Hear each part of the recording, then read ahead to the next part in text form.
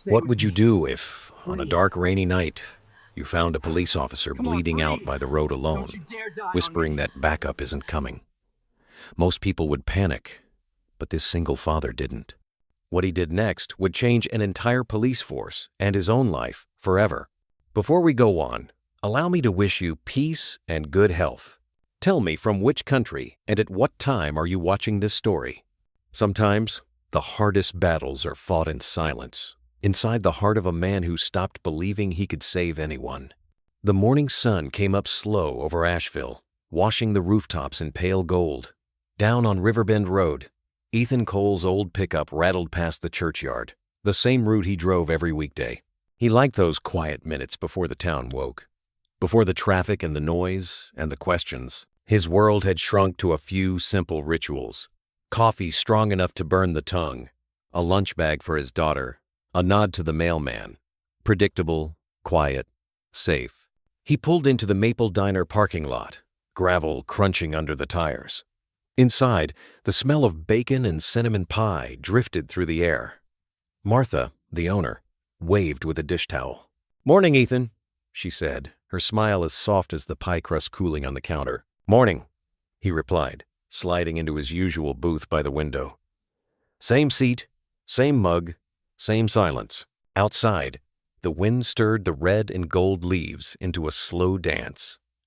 Inside, the radio hummed low some old country tune about missing home. Ethan stirred his coffee, staring at the steam, lost somewhere between the present and what used to be. "Rough morning?" Martha asked as she refilled his cup. "Same as always." She studied him a moment. "You look like someone who's still waiting for something." He gave a small, polite smile, the kind that said, "Please don't dig further." But Martha had seen men like him before, the ones who carried quiet wars behind calm eyes. When he finished breakfast, Ethan stepped outside and leaned on the truck door. The air was cool, crisp, and smelled faintly of rain. He glanced at his watch time to pick up Lily from school at 3, same as always. That was the heartbeat of his life. The drop-off, the pickup, and the stretch of hours in between where the world didn't ask much of him. At home, the small house by the river sat beneath a canopy of orange leaves. He parked, went inside, and hung his jacket on the same hook where it had hung for 5 years. On the mantel stood a photograph, Hannah, his late wife, in her police uniform, smiling, sunlight in her hair. Beside the frame lay his black rubber bracelet, the words barely visible now, "Never leave a fallen." He picked it up, rubbed his thumb across the faded letters. "Morning, Han," he whispered. The clock ticked softly in reply. Lily's laughter echoed from the hallway, bright, unguarded, alive. She was 10, curious, and full of whys. That morning, she had drawn a picture of the two of them at the kitchen table, a little house, a truck, a bright sun above. "I made the clouds happy this time," she'd said, grinning. Ethan had smiled, kissed the top of her head, and said, "Good job, sweetheart." But he didn't tell her about the nights when he couldn't sleep, about how sometimes he woke up hearing sirens that weren't there, about the image that never left him, a car burning in the rain, a voice calling his name one last time. Now, as the day stretched quietly forward, Ethan packed a small cooler for his delivery run boxes of supplies to rural stores up along the Blue Ridge. It wasn't much, but it paid the bills, and it kept him moving. He liked the solitude of the road, the hum of the tires, the illusion that miles could soften memories. By the time he finished his route, the sky had turned the color of pewter. Clouds gathered heavy over the mountains, rolling like smoke. The radio warned of a storm moving in from the west. Ethan didn't mind. Rain had become a kind of companion, steady, predictable, asking nothing. He pulled over near an overlook, gazing down at the valley lights flickering on one by one. It was the kind of view people drove hours to see. To him, it was just home, a place that held too many ghosts. He reached for the bracelet again, slipping it onto his wrist. The rubber was cold, almost brittle, like a memory stretched thin. "Maybe tomorrow will be different," he murmured. The wind picked up, carrying the scent of rain and pine through the open window. Somewhere in the distance, thunder rolled softly across the ridgeline. Ethan started the truck, headlights cutting through the dusk. As he turned onto the winding road toward town, the first drops began to fall. The storm, it seemed, had been waiting for him, too.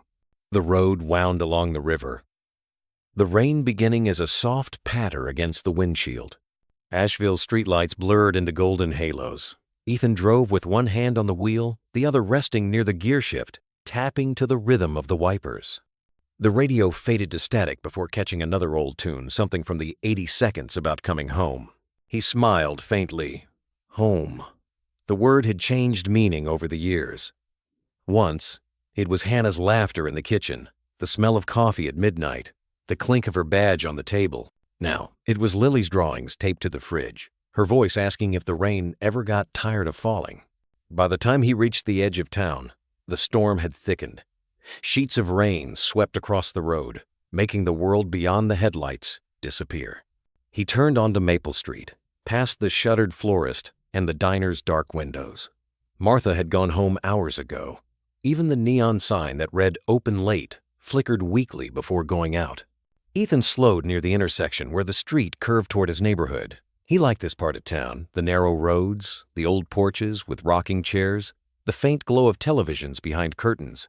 It was the kind of quiet people in cities paid money to find. At home, Lily was waiting with her pajamas on, a book open in her lap. "You're late," she said, trying to sound stern but smiling. "Traffic," he replied, hanging up his damp jacket. "And rain." "Ugh." She nodded solemnly, as though rain was a perfectly acceptable reason for anything. "Did you see the lightning?" "Not yet," he said.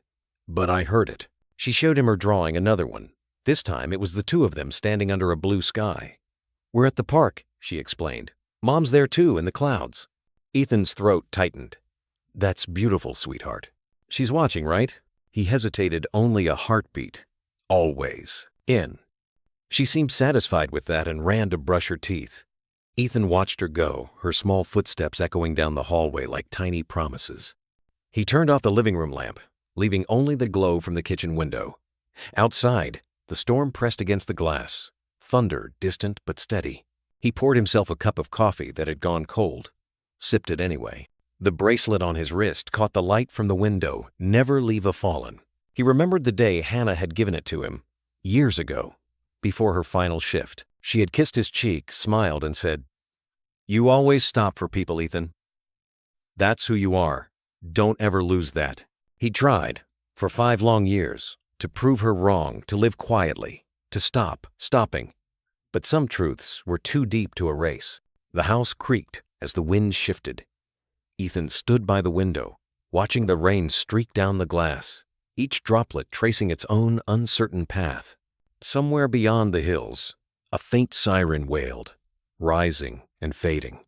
It wasn't near, but it made his pulse quicken anyway. He forced himself to breathe, slow and deep.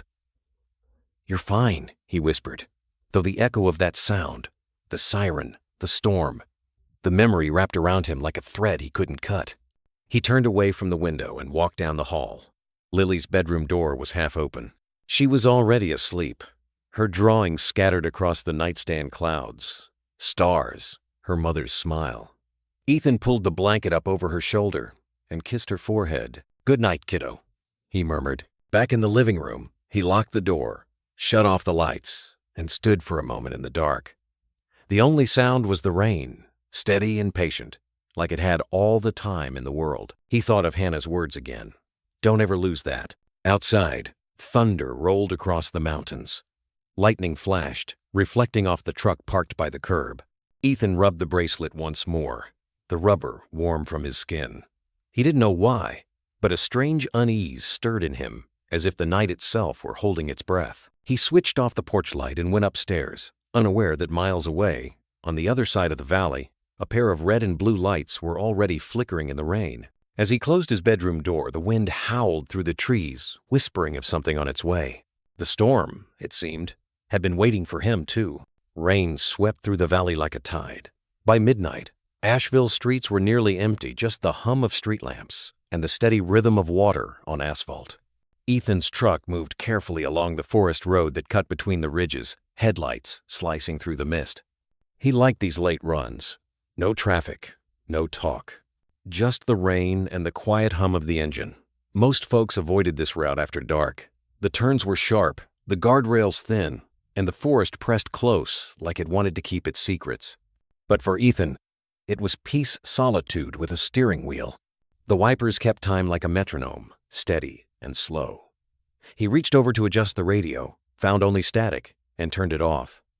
The silence felt deeper that way, almost alive. For a while, everything was just darkness and rain. Then, far ahead, something flickered red and blue lights, faint through the fog. Ethan squinted. Could have been a reflection, a trick of the storm. But as he rounded the bend, the lights flashed again, dim and broken, like a dying heartbeat. He slowed. The air changed, smoke mixed with rain, the unmistakable scent of gasoline and burnt rubber. His hands tightened on the wheel. A patrol car lay on its side halfway down the embankment, headlights shattered, one wheel spinning uselessly. Steam hissed from the crumpled hood. For a moment, Ethan just sat there, engine idling, heart thudding. Every instinct told him to call 911 and keep driving. Someone else would find her. Someone trained. He reached for his phone, no signal. Not even a bar. He cursed under his breath, glanced at the wreck again, and felt the old ache twist deep in his chest. He could almost see Hannah that night, 5 years ago, her car in flames, rain pounding, the radio screaming her unit number. He'd been too far away to reach her, too late to save her. Now the scene was repeating itself. As if fate wanted another round, he turned off the ignition. "Damn it," he muttered, grabbing the flashlight from the glove compartment. The rain hit him cold as he stepped out. Gravel crunched under his boots, the beam of light cutting through smoke and shattered glass. The forest was alive with sound wind, thunder, and the distant groan of metal cooling. "Hello," he shouted over the storm. "Is anyone there?" A faint sound answered a moan, weak but real. Ethan hurried closer. The patrol car had flipped twice, maybe 3 times. The driver's door was crushed inward, windows gone. Inside, slumped against the steering wheel, was a woman in uniform. Blood streaked her temple. Her vest was torn. "Hey," he called. "You with me?" Her eyelids fluttered. Her voice came out a whisper, raw and broken. "Back up," called them, 20 minutes ago. He checked her pulse, weak but steady. "All right, just hang on." Don't leave," she gasped. "I'm not going anywhere." He glanced at the slope above, half expecting headlights, but there was only darkness and rain. No one else was coming. The smell of fuel was stronger now. He knew what that meant. "Okay," he said softly, forcing calm into his voice. "We're getting you out." He ripped off his jacket, wiped the rain from his face, and pulled the knife from his belt. The seatbelt was jammed tight across her chest. He slid the blade through it in one quick motion. The woman groaned, blood soaking through her shirt where a deep cut crossed her abdomen. "You've lost a lot of blood," he said. "What's your name?" "Riley," she whispered. "Officer Riley Hart." "All right, Riley. I'm Ethan. Try to stay awake." He moved fast, checking her breathing, feeling the wound. The muscle memory came back, unbidden pressure, gauze, steady hands. His mind split in two, one part terrified, the other automatic, clinical. "You're gonna be fine," he murmured, though he wasn't sure she could hear. Her eyes opened for a moment. "Why, help me." He froze, rain dripping from his chin. Somewhere inside him, something old and painful stirred. "Because last time," he said quietly, "I didn't." The wind gusted, carrying smoke through the trees. He could hear the hiss of leaking fuel. The forest seemed to hold its breath. "Stay with me, Riley," he said. "We're not done yet." He lifted her carefully, step by step, the rain washing the blood from his hands. Behind them, lightning split the sky, bright enough to show the reflection of fire creeping toward the wreck. They had seconds, maybe less. He tightened his grip, heart hammering, and took one last look at the burning car. Then he started up the hill, carrying her through the storm. Rain hammered the forest, turning the ground to mud. Ethan's boots sank with every step. Riley's body was light but limp in his arms, her head lolling against his shoulder. He could feel the heat from the wreck growing behind them, a rising wall of orange and white. "Almost there," he said through his teeth. The wind stole his breath, flinging rain sideways. His muscles screamed, but he didn't stop. Not this time. At 30 yards out, The patrol car gave a final groan. Then the world exploded. The blast rolled through the trees like thunder made of fire. Ethan dove forward, covering Riley with his body. Burning debris hissed into the mud around them. For a moment, everything was light and sound, heat licking his back, pressure knocking the air from his lungs. Then came the silence. Just rain. Just breathing. Riley's voice was a rasp. "You're insane." Ethan gave a hoarse laugh. "I get that a lot." He checked her wound again. The bleeding had slowed, thanks to the bandage he'd packed tight. Still, she was fading, her skin pale in the dim light. "No signal out here," he muttered, glancing at his useless phone. The road was half a mile uphill. He looked up at the slope, a trail of slick mud and roots disappearing into darkness. "I can't walk," she whispered. "I know." He shifted her weight, braced his legs, and started climbing. "So, I'll carry you." Each step was a battle. The rain soaked through his shirt, cold biting at his skin. His breath came in ragged bursts, echoing off the trees. Riley stirred once, trying to help, but her strength was gone. "Talk to me," he said. "Keep your eyes open." She blinked slowly. "You have a daughter?" The question startled him. "Yeah, Lily, I saw, drawing in your jacket pocket." He almost smiled through the exhaustion. "You noticed that, huh? She's 10. Smart kid, smarter than me." Riley tried to smile, but it twisted into pain. "Why won't you teach her to stitch?" Ethan hesitated. "Because I don't want her to need that skill." The forest swallowed their words, leaving only the sound of rain. They reached the road at last, a narrow strip of asphalt, gleaming under the storm. Ethan stumbled onto the shoulder and knelt, lowering Riley gently to the ground. She was barely conscious, lips blue, breath shallow. "Stay with me, Riley," he said, pressing 2 fingers against her neck. "You're not dying tonight. You hear me?" Headlights appeared in the distance, a truck coming fast. Ethan staggered to his feet, waving his arms. "Hey, over here!" The vehicle screeched to a stop, tires spitting water. The driver, a middle-aged man in a raincoat, jumped out, eyes wide. "What the hell happened?" "Call 911, Ethan shouted. "Tell them we've got an officer down." The man fumbled with his phone, finally catching a signal. Within minutes, the road was alive, with flashing lights red, blue, white, cutting through the rain. Paramedics rushed forward, voices sharp and practiced. They lifted Riley onto a stretcher. One EMT, an older man with gray in his beard, paused as he saw the dressing on her wound. "Who did this?" Ethan stepped back, soaked and trembling. "I did." The medic stared at the stitching. "That's military-grade trauma care. Whoever you are, you just saved her life." Ethan said nothing. He was too tired, too wet, too full of memories. The police captain arrived next, a broad-shouldered man with the kind of calm that came from decades of bad nights. He took in the scene, the wreck still burning in the distance, the young officer alive against the odds, the stranger standing in the rain. "You carried her half a mile?" he asked. "More or less. Through a potential crime scene?" "She was dying," Ethan replied.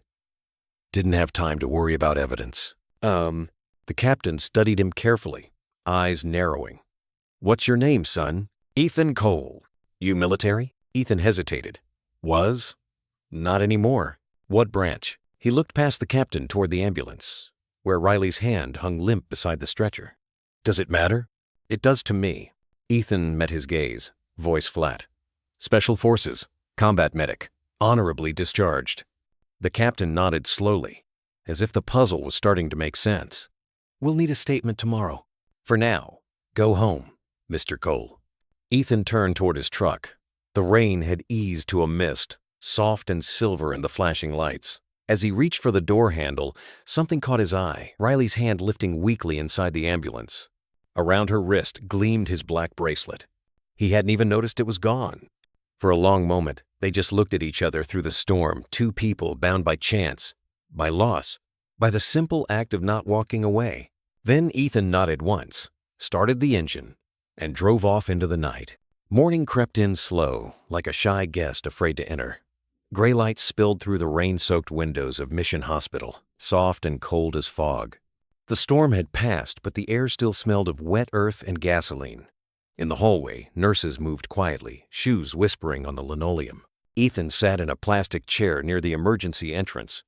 jacket draped over his knees, eyes fixed on the floor. His hands still trembled faintly from the night before, and there were bruises on his arms where metal and fire had kissed him. He hadn't planned to come inside. He'd wanted to drop Riley at the ambulance and disappear. But the paramedic Rodriguez, his name tag said, had insisted on checking his blood pressure. And somehow, Ethan ended up here, waiting, without really knowing why. The automatic doors hissed open. A tall man in a soaked trench coat stepped through, shaking rain from his hat. Captain Dean Alvarez. His presence filled the hallway calm, measured, the kind of man who had seen too much but still stood straight. He approached Ethan slowly. "You're the one who found her?" Ethan nodded. "Mind if I sit?" "Free country," Ethan said softly. Alvarez sat beside him, hands clasped. "Doctor says she'll make it. If she'd bled another 10 minutes, she wouldn't have." Ethan said nothing. The captain studied him for a long moment. "You know, most folks would have driven on, called it in. You didn't. I was there, that's all. You stitched her wound." Ethan glanced up, jaw tightening. "She was dying. Where'd you learn to do that kind of work?" "Long time ago." "Military?" "Yeah." Alvarez nodded. "Figures." He leaned back, exhaling. "You saved one of ours, Mr. Cole. That means something." Ethan's eyes stayed on the rain running down the window pane. "I didn't do it for that." Alvarez's tone softened. "I read about your wife, Hannah Cole, right? She was one of us." Ethan's breath caught. "You looked me up?" "Had to. You walked into a crime scene with a combat medic's skill set and saved my officer from bleeding out. I'd call that worth understanding." Ethan's hand closed around the armrest. "I'm not looking for attention, Captain. I just did what needed doing." Alvarez nodded again, his gaze steady. "And I respect that. Still, there's something you should know. The team she was tracking last night, cartel remnants, same group your wife's unit tangled with 5 years ago. You seeing the connection?" Ethan froze. The air between them thickened. "What are you saying?" "Nothing yet. Just coincidence can be a funny thing." He stood, adjusting his coat. "You'll be contacted for a formal statement tomorrow. For now, go home. Get some rest." Ethan rose slowly. "She's going to be all right?" Alvarez nodded. "Because of you." Ethan didn't answer. He just nodded once and walked out into the drizzle. The parking lot shimmered with puddles. Streetlights reflected like broken glass. He climbed into his truck, turned on the heater, and sat there, staring at the hospital entrance. Through the wide glass doors, he saw a stretcher being wheeled toward recovery. Riley Hart lay beneath a blanket, pale but alive. Her wrist moved slightly, the black bracelet catching the light. He should have felt relief. Instead, a strange unease settled over him. Saving her hadn't closed the past, it had opened it. The rain began again, light and steady. Ethan started the engine, headlights flaring against the wet asphalt. He drove through the waking streets of Asheville, past diners opening for breakfast, the smell of coffee drifting from their vents. Somewhere behind him, the sirens had faded, but inside his chest, they were still ringing. At a red light, he looked down at his hands.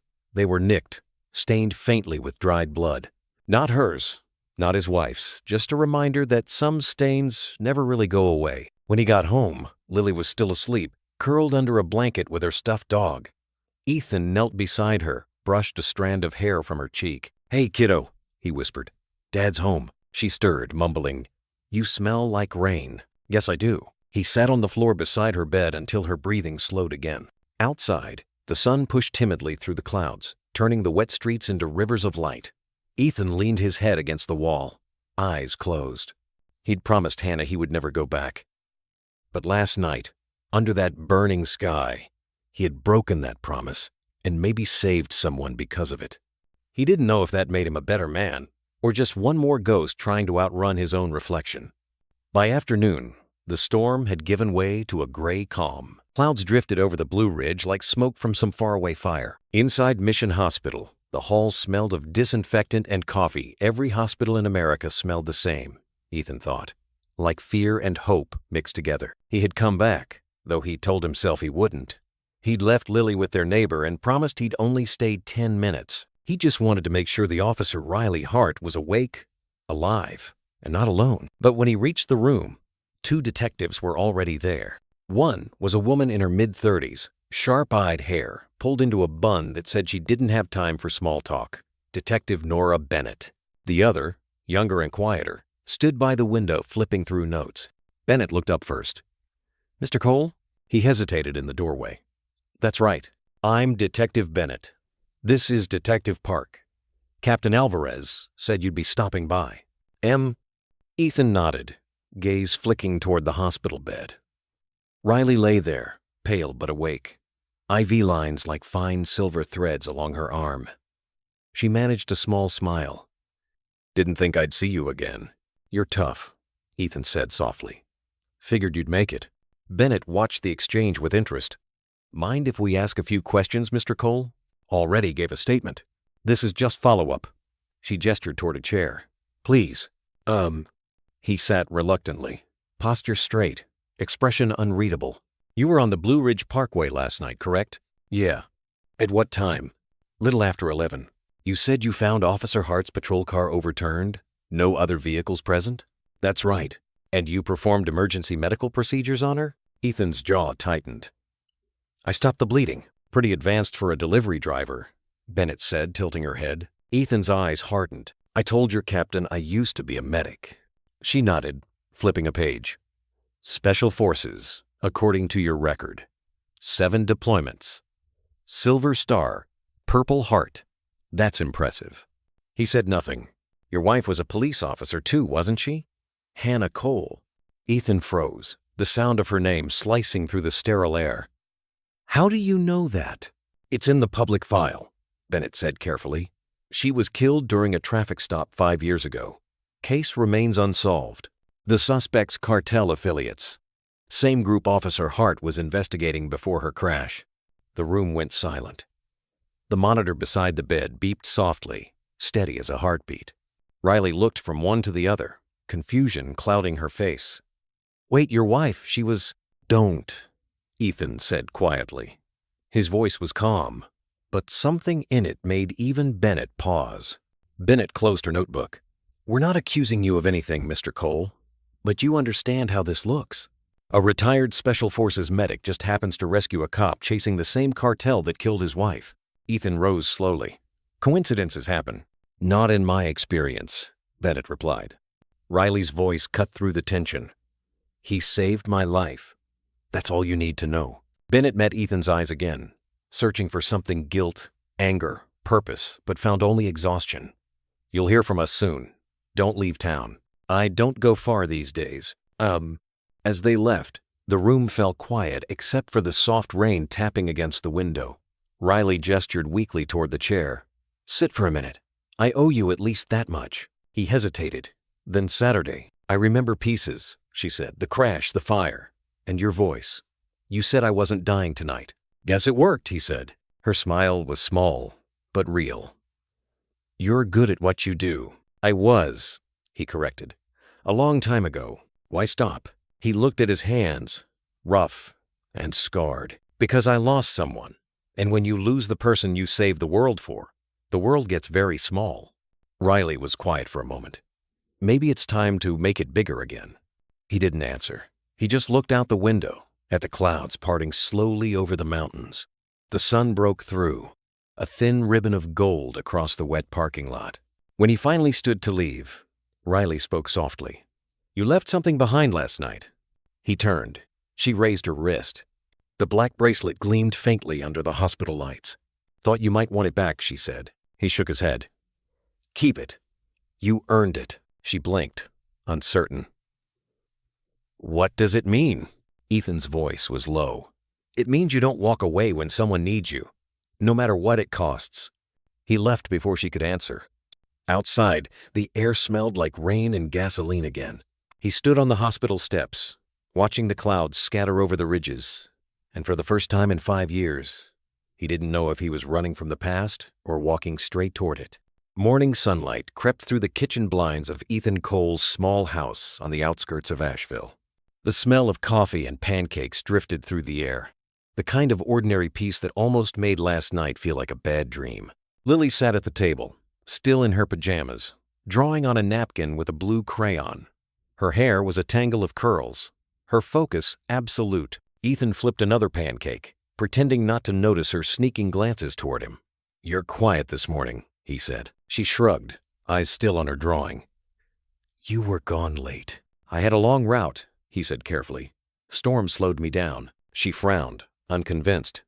"You smell like the hospital." Ethan paused mid-flip, then laughed softly. "You have a nose like a bloodhound." "I saw on the news," Lily said.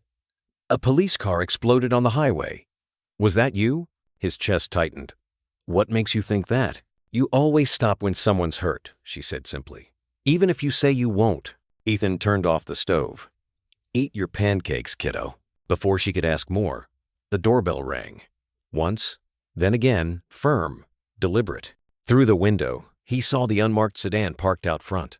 Two figures stepped out, Detective Bennett and her partner, Park. The past, it seemed, had arrived right on schedule. Ethan opened the door halfway. "You're early." Bennett gave a polite nod. "We hope to catch you before work. May we come in?" He glanced at Lily, then back at them. "She's eating breakfast." "Won't take long," Bennett said. Reluctantly, he stepped aside. The detectives entered, careful not to track mud on the floor. The kitchen smelled of butter and maple syrup, a picture of domestic calm that didn't fit the tension in the air. Bennett smiled at Lily. "Hi there. I'm Nora." Lily blinked. "Are you here to arrest my dad?" Ethan sighed. "Lily." Bennett smiled gently. "No, sweetheart. Your dad's not in trouble. He helped a friend of ours." Lily relaxed slightly, though her curious eyes stayed locked on Bennett's badge. "Do you want pancakes?" The detective hesitated, then chuckled. "Tempting, but maybe next time." Ethan gestured toward the living room. "Let's make this quick." They sat across from him, Bennett, on the edge of the couch, Park by the window, jotting notes. "Mr. Cole," Bennett began, "you told us you had no further connection to the cartel your wife's unit investigated." "That's right. Yet Officer Hart was following a cartel lead the night you found her. That's two coincidences in a row." Ethan folded his arms. "You think I planned that wreck?" "No," Bennett said, "but I think fate might have." He frowned. "Fate doesn't drive trucks off the road." "No," she agreed, "but it does push people back toward unfinished business." Ethan's gaze hardened. "You came here to psychoanalyze me?" "To offer you a chance," she replied. "Captain Alvarez wants you as a tactical consultant just for a few weeks. Help us understand how these people move, think, fight." He laughed, but there was no humor in it. "I have a daughter. I'm not putting her through what my wife went through." Bennett leaned forward slightly. "If we don't stop them, someone else's daughter loses a parent. You could make the difference." The silence stretched. Lily's voice floated from the kitchen. "Dad, can I have more syrup?" "Yeah, kiddo," he called back, eyes never leaving Bennett. She softened her tone. "You already went back once, Ethan. You saved Riley. Maybe that wasn't just chance." He looked away, jaw tight. "You ever lose someone, Detective?" Her expression shifted. "Yes, my brother, Iraq, 2008. "Then you know what it does to you." "I do," she said quietly. "Which is why I'm asking. Not as a cop, as someone who knows what it's like to live with ghosts." Outside, the wind picked up, rattling the screen door. Ethan rubbed a hand across his face. "If I say yes, it's just consulting. I don't go into the field." Bennett nodded. "Agreed." He stood slowly. "Then you've got yourself a medic." From the kitchen, Lily called out, "What's a medic?" Ethan smiled faintly. "Someone who helps people stay alive." Bennett rose, shaking his hand. "We'll send the details this afternoon. And Mr. Cole, thank you." As they left, Lily peeked out from behind the kitchen door, syrup on her chin. "Are those your friends?" "Something like that," he said. She tilted her head. "You look worried." Ethan crouched to her level. "Sometimes helping people is scary, but that doesn't mean it's wrong. And," she thought for a moment, then hugged him tight, "you're still my hero, even if you're scared." His throat tightened. "Thanks, kiddo." He held her for a long moment, listening to the wind hum through the trees, wondering if this was how redemption began, not with grand gestures, but with the courage to say yes one more time. 2 days later, Ethan stood inside the Asheville Police Training Hall. The space smelled of coffee, old wood, and the faint echo of determination. Rows of officers, young, eager, too fearless for their own good, waited as Captain Alvarez introduced him. "This is Ethan Cole," Alvarez said. "Former Special Forces medic. He'll be teaching you how to stay alive." Ethan nodded once. "I'm not here to turn you into soldiers," he said evenly. "I'm here to make sure you get home to your families." He began the lesson with calm, precision tourniquets, field dressings, pressure points. His hands moved automatically, years of instinct flowing through each motion.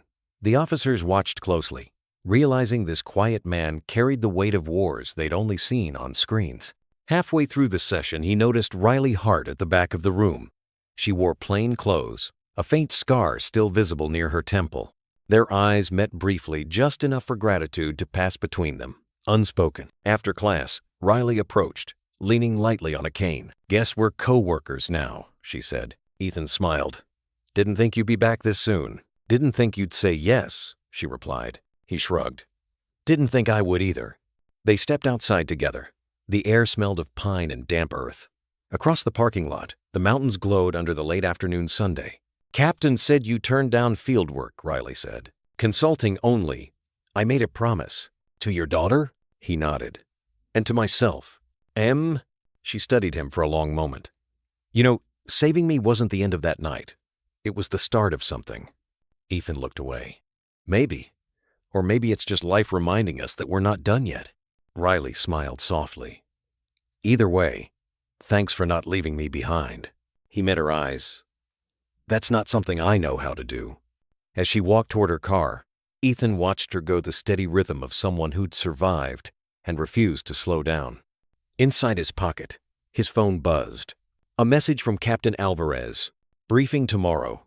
Cartel activity confirmed near Black Mountain. Need your eyes." Ethan stared at the screen for a long time. The world, it seemed, was knocking again. He looked toward the fading light, whispering to no one in particular, "All right, one more time." The sun dipped behind the Blue Ridge, painting the sky in bands of rust and violet. In the Asheville Police Department's operations room, the air was thick with focus. Maps covered the walls, red circles marking roads, warehouses, and routes known only to men who'd done this before. Ethan stood near the corner, arms folded, studying the satellite image projected on the board. His sleeves were rolled up, his scars visible under the fluorescent light. He hadn't worn a uniform in years, but somehow the weight of responsibility felt the same. Captain Alvarez pointed to the map. "Intel confirms the cartel's using this warehouse outside Black Mountain. Guns, cash, maybe drugs. We move at dawn." Riley sat beside the captain, her cane propped against the table. "We've got 20 officers, 2 teams. Entry points here and here," she said, tapping the photo. Ethan stepped closer. "That rear exit?" he asked. "Too clean. They'll expect you to use the main entrance. That door's rigged to blow or locked with steel. If I were them, I'd use the back to escape." The room went quiet. The younger officers looked at him like students before a strict teacher. "Set a perimeter," he continued. "Keep one team 50 yards out, line of sight on that back door. No one moves until you have confirmation." Alvarez nodded slowly. "That's solid advice. Anything else?" "Yeah," Ethan said. "Don't try to be heroes. Be smart. Get everyone home." When the meeting ended, Riley caught up with him in the hallway. "You talk like you've done this 1,000 times." He half smiled. "That's how I know when it goes wrong." "Why'd you come back, Ethan?" He hesitated. "Maybe because I'm tired of watching people die while I sit at home pretending I can't help." She nodded. "Then let's make sure this one goes right." They walked out together into the evening chill. The parking lot buzzed with the low rumble of engines as patrol cars rolled out, one by one. Ethan's truck was parked under the old oak tree near the gate. Riley paused beside it. "You know, the captain listens to you. The others too." "That's because I tell them things they already know but forgot," he said. "Fear keeps you alive. Ego gets you killed." Riley leaned against the truck. "You ever miss it? The rush?" "No," he said softly. "I miss the purpose." The two stood there for a moment, silence between them heavy but not uncomfortable. Crickets started singing in the tall grass. Somewhere in the distance, thunder rolled again, far off but coming closer. "Black Mountain," she said. "You ever been out there?" He nodded. "Long time ago. Before all this." Riley tilted her head. Must be strange coming full circle. Life has a sense of humor like that. Before she could respond, Captain Alvarez's voice echoed from the doorway. Cole, Hart, briefing again at 0500. Get some rest. Riley saluted playfully. Yes, sir. Ethan gave a small nod. See you in the morning. As he drove home, the mountain roads glistened under the moonlight. The trees whispered against the wind, their shadows crossing his windshield like ghosts of old comrades. When he reached his house, Lily was still awake, sitting on the couch with her blanket and a glass of milk. You're going again? She said quietly. Ethan froze at the door. How'd you know? You always make pancakes before you leave early, she said with a tiny smile. He sat beside her, heart heavy. I'll be back before you know it. She leaned against his shoulder. You promise? He looked down at her, the one promise he'd never break shining in his eyes. Always. The clock ticked softly in the background. Somewhere, a night train passed through the valley, its horn long and lonely. Ethan closed his eyes, memorizing the sound, because he knew, deep down, that dawn would bring more than just a raid. It would bring a reckoning. Dawn broke over the ridges in shades of silver and pale gold. Mist rolled through the valley like breath from the sleeping earth. The warehouse stood at the end of a gravel road, half hidden behind a line of pine trees and rusting fences. Ethan sat inside the mobile command van, headset on, watching the drone feed flicker across the screen. Captain Alvarez stood beside him, arms crossed, gaze steady. Outside, the team prepared checking radios, loading flashlights, whispering quiet prayers. Team 1, in position, came a voice through the static. Team 2 ready. Ethan leaned forward. Remember, he said into the mic, watch that rear exit. That's where they'll run. The captain nodded to him. Your call, Cole. You see something. You speak up. Ethan's eyes stayed on the screen. The drone hovered above the roof, capturing every shadow. Inside, faint movement. 6 heat signatures, grouped near the loading bay. One man separated from the rest, walking toward the back door. There, Ethan said. Team 3, hold your line. Don't engage until I say. The officer on radio replied, Copy that. Moments later, the breach began. Flashbangs erupted like muted stars. Shouts, footsteps, commands barked through the comms. The air inside the van grew thick with tension. Ethan's pulse stayed steady. He tracked the figures on screen, each second stretching long and slow. Then, one of the suspects larger, faster, bolted toward the back exit. Target's moving, someone yelled. Ethan zoomed in. Don't follow him in. The door's wired. Through the camera feed, he saw the thin red wire glinting along the frame. His instincts screamed. Sniper 3, he said sharply. You've got a shot? Visual confirmed. He's holding a detonator. Riley's voice came over the radio, firm but calm. Captain, it's Hart. I'm closest. I have a clean shot. Ethan's throat tightened. Riley, wait. I see the wire. You were right, she said. Permission to take it. Alvarez met Ethan's eyes, then gave a single nod. Do it. A single gunshot cracked through the air. On the screen, the suspect dropped, detonator slipping from his hand. The door stayed intact. Target neutralized. Riley's voice came back, steady but heavy. Scene secure. Silence followed, then cheers, relief, laughter on the comms. 0 casualties, no explosions, no names added to the wall. Ethan exhaled slowly, his hands trembling, only now that it was over. Alvarez clapped a hand on his shoulder. You just saved half my team.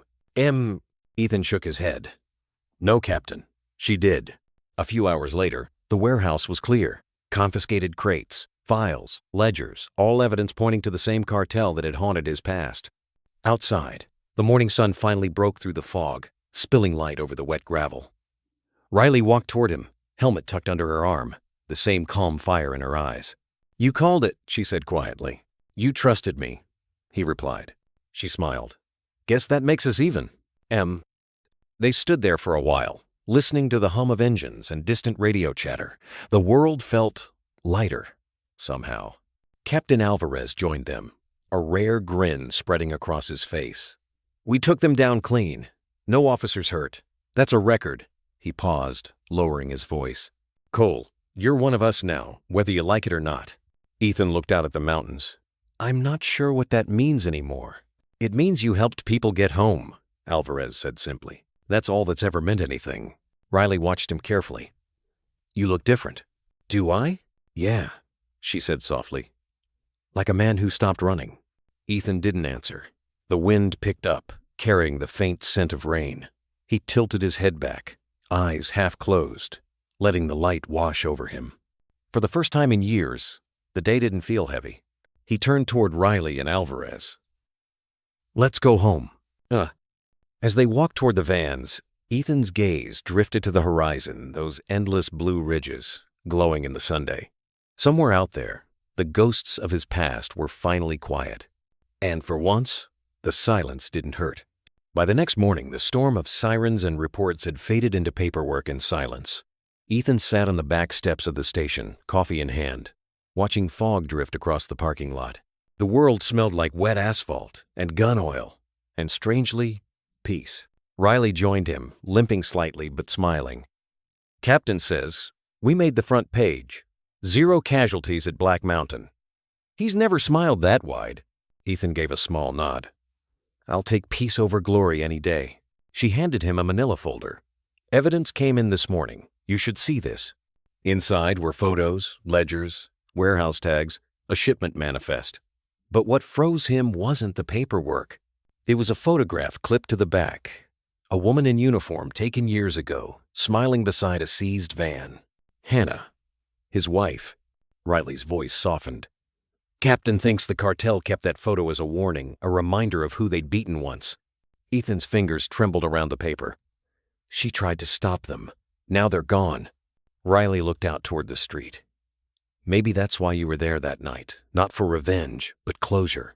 He closed the folder carefully. Closure doesn't bring her back, but maybe it lets me breathe again. She touched his arm. Then breathe, Ethan. She'd want that.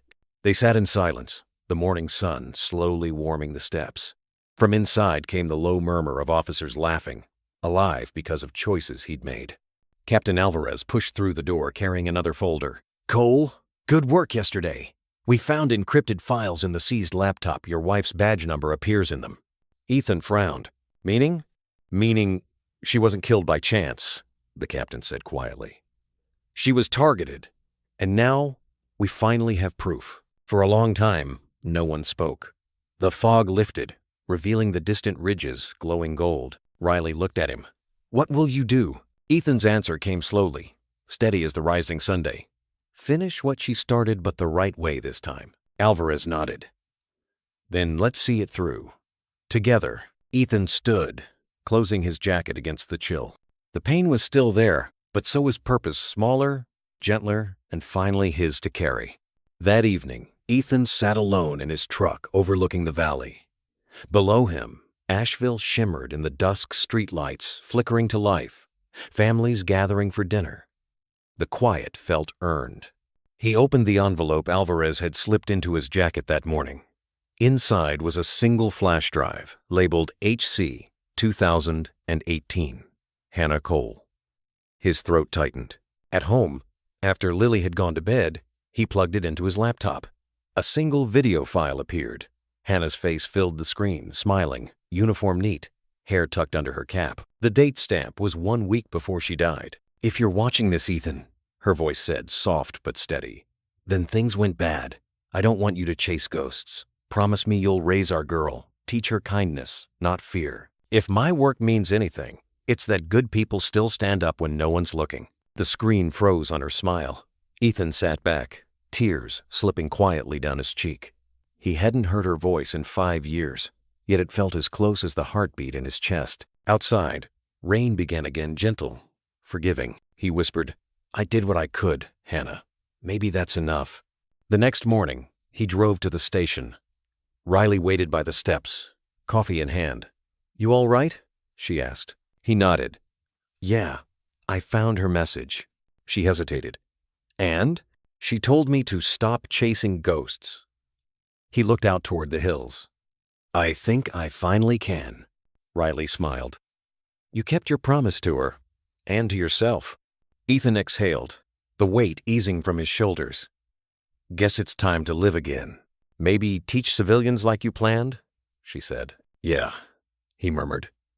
That I can do. They stood in silence as the morning sun broke through the clouds, golden light spilling over the courthouse lawn. Never leave a fallen, Riley said quietly. Ethan turned to her, a faint smile touching his lips. Not anymore. He walked toward his truck, the day brightening with each step. Inside, Lily's drawing still hung from the mirror, two stick figures holding hands beneath a crooked sundae. For the first time, he didn't see loss. He saw home. Spring came early that year. Dogwoods bloomed along the streets of Asheville, and the air carried the smell of rain on warm pavement. In a small renovated firehouse near the edge of town, a new sign hung above the door. Cole First Response Training. Inside, folding chairs lined the room. A few CPR mannequins rested on tables beside neatly stacked medical kits. The space wasn't fancy, but it felt alive, sunlight spilling through the tall windows, soft country music playing from a radio on the counter. Ethan adjusted a banner on the back wall. Because everyone should know how to save a life. He didn't wear a uniform anymore, just a denim shirt, sleeves rolled up, his wedding ring now resting on a chain around his neck. The lines on his face looked less like scars and more like stories. The bell above the door jingled. Riley stepped in, now wearing plain clothes and a detective's badge clipped to her belt. Not bad, she said, glancing around. Smells like fresh paint and purpose. Ethan smiled. I'll take that as a compliment. How many signed up? 15 so far. Teachers, truckers, a retired nurse. Regular folks who don't want to feel helpless. Riley nodded. That's a good start. She handed him an envelope. Captain Alvarez asked me to deliver this. Official commendation. You turned a police raid into a classroom. Ethan chuckled softly. Guess I'm still teaching people how not to die. Riley looked at him, eyes kind. No, Ethan. You're teaching them how to live. For a moment, neither spoke.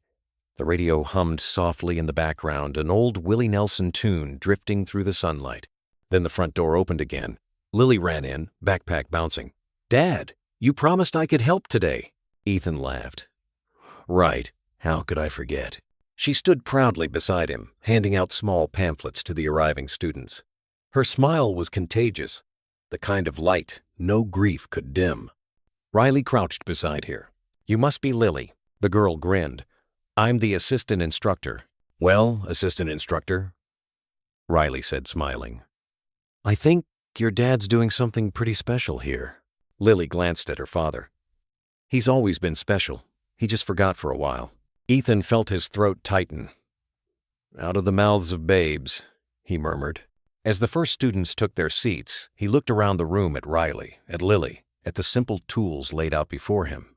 For the first time in years, he felt grounded. He raised his voice gently. All right, folks, let's begin. We're not here to be heroes. We're here to be ready. Because sometimes doing something small can change everything. The class quieted, listening. Sunlight glowed across the floor. And in that moment, Ethan realized he wasn't just teaching first aid. He was teaching hope. The last student packed up and left with a grateful smile, promising to return next week. The old firehouse was quiet again, filled only with the soft creak of chairs and the smell of coffee. Ethan stacked the training mannequins one by one, careful as if they were fragile. It felt good, the kind of good that came without adrenaline, without guilt. Just steady, honest work. Lily swept the floor with a broom half her height. Dad, she said. One of the ladies cried when you talked about helping strangers. Ethan smiled. Yeah? Sometimes people cry when they remember they can make a difference. Did you cry too? He paused, then nodded. A little. Riley appeared in the doorway, leaning against the frame. You had a full house, she said. Not bad for a guy who swore he was done saving people. He laughed softly. Turns out saving doesn't always mean running into fire. Sometimes it means handing someone the knowledge to face it. Riley crossed the room, looking at the photos pinned on the wall moments from his training days. Snapshots of Hannah in uniform, Lily as a toddler. You ever think about taking a day off? She asked. Ethan wiped his hands on a rag. This is my day off. She smiled. Figures. Outside, the afternoon light was fading, washing the town in honey gold. Riley slipped her hands into her jacket pockets. You know, Captain's thinking of making this course mandatory for recruits. He said it's the best thing we've done in years. Ethan shook his head modestly. It's not about me. No, Riley said softly. But it started with you. Lily ran up, waving a drawing. Look, Detective, it's our class. See, that's Dad, that's you, and those are all the people learning. Riley took the paper, smiling at the crooked figures. That's beautiful, kiddo. Ethan crouched beside his daughter. You captured everyone, he said, even the coffee pot. Because coffee saves lives too, she said seriously. And both adults laughed. When Riley left, the sun had nearly set. Ethan and Lily locked the door and stepped outside. The air was cool, the smell of fresh rain in the distance. They stood for a moment on the steps, watching fireflies blink across the field. Lily slipped her small hand into his. Mom would be proud, she said quietly. Ethan looked up at the evening sky, the first star shining faintly above the ridge. Yeah, he whispered. I think she would. They walked to the truck, hand in hand. Hanging from the mirror was the old black bracelet, the words worn but still clear. Never leave a fallen. Ethan didn't wear it anymore. He didn't need to. Because now, he understood, sometimes redemption isn't about saving others. It's about learning how to live again, side by side with those who give you reason to try. The engine started. The headlights swept across the quiet street. And father and daughter drove home toward the lights of town, toward peace, toward family, toward tomorrow. A year later, the firehouse turned classroom glowed under strings of white lights. Folding chairs filled the room, the air rich with the smell of coffee and apple pie from the bake sale table by the door. The town of Asheville had come together for a small community event, Local Heroes Night. Ethan stood by the podium, adjusting his notes. He still didn't like speeches, but Riley had insisted. She sat in the front row, smiling beside Captain Alvarez, who clapped the loudest at everything. And near the aisle, Lily sat swinging her legs, a small pin on her shirt that read, Junior Instructor. Ethan cleared his throat. Evening, folks. The room quieted. I'm not much for big words, he began. But I guess I've learned a few things about what it means to show up when it matters. Oh. He looked around the crowd, faces old and young, people he'd trained, people who'd helped him find his way back. A year ago, I thought I was done. Done fighting, done caring, done believing. But one night, a stranger's life hung by a thread. And doing the right thing brought me right back to everything I'd lost and everything I still had. A soft murmur filled the room. A few nodded, a few dabbed their eyes. Ethan smiled faintly. My wife used to say that courage doesn't always look like charging into danger. Sometimes it's just staying when you'd rather run. Sometimes it's holding pressure on a wound. Sometimes it's holding someone's hand. He paused, glancing at Lily, whose bright eyes reflected the string lights. And sometimes, courage is teaching your kid that helping others is never wasted even when no one's watching. Riley's voice broke the quiet. Amen to that. The crowd chuckled gently. Ethan lifted the black bracelet that now hung framed behind him, a small plaque beneath it reading, Never leave a fallen. This belonged to me, he said softly. Now it belongs to this place, to every person who learns what it means. Not to save lives for medals or headlines, but because we're all somebody's family. Applause rippled through the room, warm and steady. Afterward, Lily ran up and hugged him around the waist. You did great, Dad. He knelt, smiling. Couldn't have done it without my favorite assistant. Riley joined them, handing him a paper cup of cider. You know, she said, you've built something real here. Ethan looked around the room, laughter, light, the hum of small-town joy. Maybe, he said quietly, but it's everyone else who keeps it alive.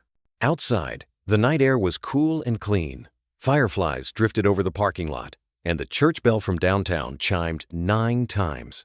Lily tugged his sleeve. Ready to go home? Ethan took her hand, the faint glow of the firehouse lights behind them.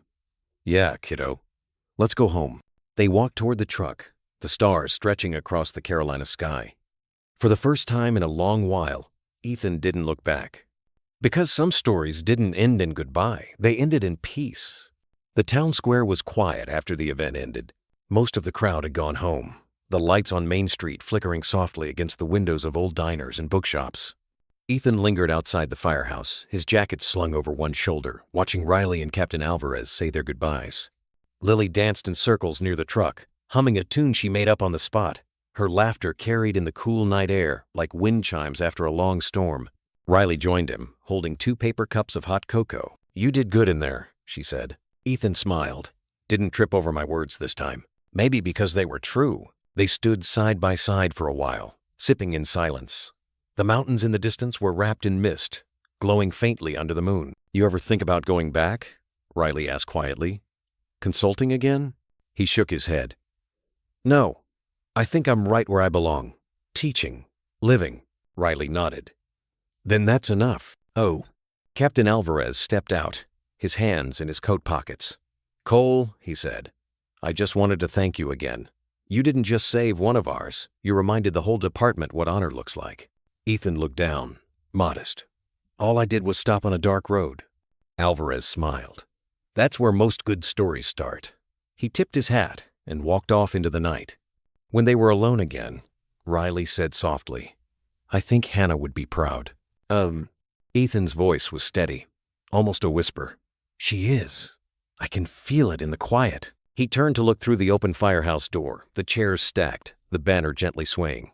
On the wall, the black bracelet hung framed beside a photo of Hannah in her uniform. Beneath it, Lily had written in crayon, "Never leave a fallen love, Lily." Ethan's throat tightened. "You know," he said, "for a long time I thought that meant never leaving a soldier behind. But now, I think it means never leaving anyone behind, not even yourself." Riley smiled. "That's the best kind of courage." Lily came running up, clutching a paper cup nearly bigger than her hands. "Dad, they said we can take home the leftover pie." Ethan laughed. "Then what are we waiting for?" They walked together to the truck. The night was still full of promise. Riley waved once more before heading to her car. As Ethan lifted Lily into her seat, she pointed at the stars. "Mom's out there, right?" He looked up at the wide Carolina sky, endless and silver. "Yeah, kiddo," he said softly. "She's right there watching us drive home." The engine started, headlights sweeping gently across the quiet street. The town behind them glowed faintly in the rearview mirror. And for the first time in years, Ethan didn't feel like he was leaving anything behind. He was simply going forward toward peace, toward family, toward everything that still mattered. There's something about small towns at night, the way the streetlights hum, the way the wind carries the scent of rain and warm bread from the diner down the road. That's where Ethan Cole's story comes to rest, not in a blaze of glory, but in the stillness that comes when a man finally makes peace with his past. After years of running from loss, he found his purpose again in the simplest of places, a classroom filled with ordinary people learning how to save one another. And isn't that what life is about? Not medals or headlines, but moments, the steady hands that hold pressure on a wound, the quiet voice that says, "You're not alone," the father who teaches his child that bravery is found in compassion. Ethan didn't rebuild his life through revenge. He rebuilt it through grace. Every heartbeat he saved was a note of redemption, every lesson a way to honor love that never really died. As he stood beneath the Carolina sky, beside the daughter who carried her mother's light in her eyes, Ethan understood what many of us learn too late, that home isn't a place. It's the people who wait for us, forgive us, and believe we still have something good to give. The lesson? Love. Real, patient, ordinary love is the most powerful medicine of all. Unconditional kindness can change a life, even heal a broken one. No one is too far gone to be loved, and no loss is too great to begin again. Happiness doesn't arrive with riches or fame. It comes quietly, like the smell of coffee at sunrise or a hand reaching across the table during Sunday dinner. Like the porch light left on at night, a single act of kindness can guide us through life's darkest storms. Maybe it's checking on an old neighbor, calling in a strange child, or forgiving someone who never asked. These small mercies, these gentle, human moments, are what keep the world turning. So tonight, as you sit with this story, think of your own. Who in your life once reached out a hand when you needed it most? And whose hand might be waiting for yours now? If this story touched your heart, type 1 in the comments. Let me know it found you. If it didn't, or if you changed something, type 0. I'd love to hear your thoughts. And remember, if Ethan Cole taught us anything, it's that courage doesn't retire. It simply changes its mission from saving lives to teaching others how to live.